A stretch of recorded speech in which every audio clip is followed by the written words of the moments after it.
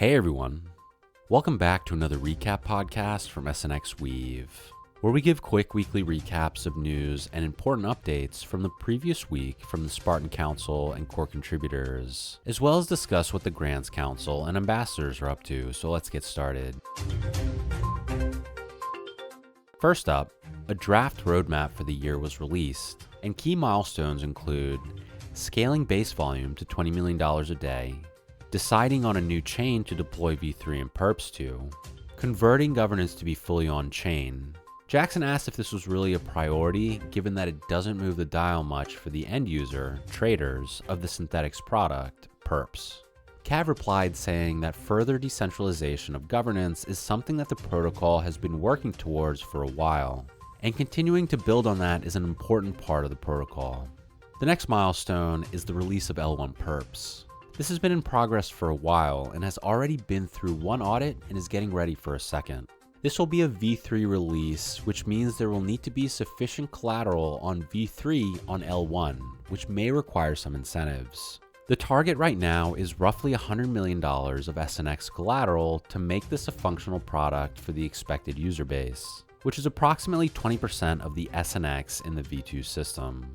Releasing perps on L1 would also require approving wrap staked ETH as margin, which has been requested by potential integrators like Athena. The biggest dependency for the V2X to V3 migration is deciding on the destination chain. Cav has a SIP in progress to outline who owns each part of the roadmap and how to properly allocate resources to each piece. There is some concern that the CCs would be stretched even thinner with multiple deployments, but Cav thinks the Treasury Council can help solve some of these issues. Part of the motivation behind releasing this roadmap was to clarify exactly what the protocol intends to accomplish over the next year, then put the resources in place to make it happen. After reviewing the roadmap, the Spartan Council discussed bridging. Millie voiced support for potential future isolated deployments, but said he would vote no on any potential bridging integrations. ML Pseudo is in favor of interoperability, but is concerned about security. And Jackson thinks the reason that Synthetics is hesitant about bridging is because that's not an area of expertise for the protocol. So the preference should be to work with providers who are experts. Next up, there were several SIP presentations last week, so let's briefly review each of them.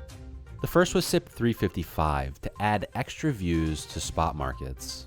Proposed by Leo, this SIP will answer integrator and developer needs for data access by adding view functions for configurations and internal calculations.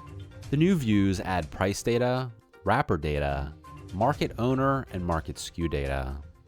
The next presentation was SIP 2052, which proposes listing Convex Finance, CVX, on Synthetics perps.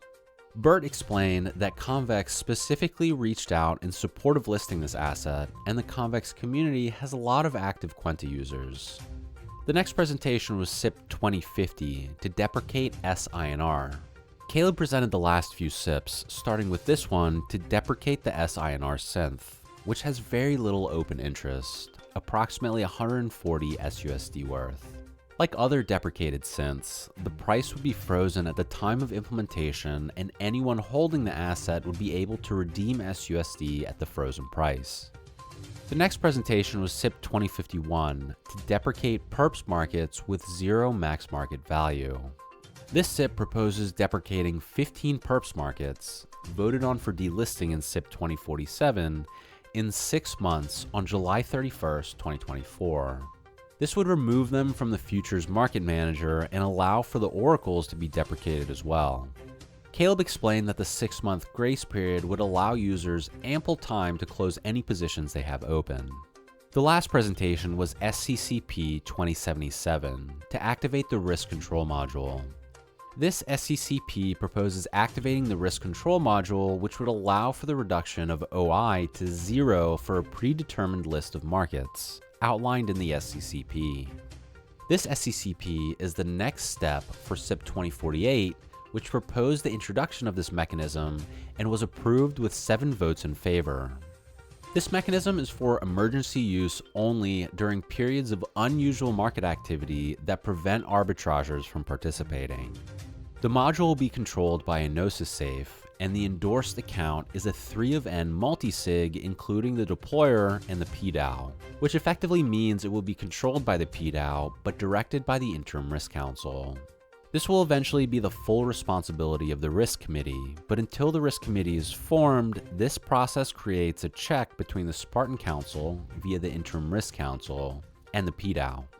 Every new market added will need an additional parameter in the configuration SCCP specifying whether or not it is covered under the module.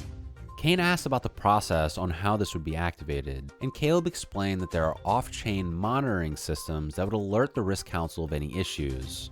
The deployer would then prepare the transaction to bring the OI on the problem market to 0, and the Risk Council would assess the validity of this issue, then authorize the PDAO to execute the transaction. The Interim Risk Council would then brief the Spartan Council on what happened and what action was taken. And that's it for today's updates. Be sure to check out our weekly recap blog post, share this podcast link, and let us know what you think and what you'd like to hear more about from SNXweave. Thanks for listening.